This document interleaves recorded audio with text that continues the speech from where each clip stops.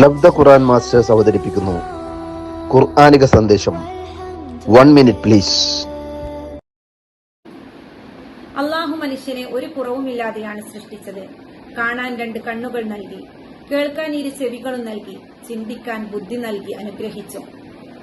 തനിക്ക് ലഭിച്ച അനുഗ്രഹങ്ങൾക്ക് നന്ദി ചെയ്യാൻ മനുഷ്യൻ ബാധ്യസ്ഥനാണ്.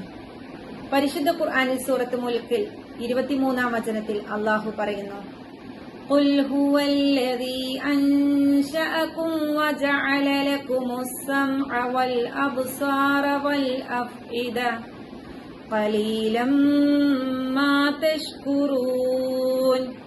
പറയുക, അവനാണ് നിങ്ങളെ സൃഷ്ടിച്ചത്. അവൻ നിങ്ങൾക്ക് കേൾവിയും കാഴ്ചയും ഹൃദയങ്ങളും നൽകി. കുറച്ചു മാത്രമേ നിങ്ങൾ നന്ദി കാണിക്കുന്നുള്ളൂ. ഒരു ചെറിയ ഉപകാരം ചെയ്തു തന്ന ആളോട് നാം നന്ദി പറയുന്നു.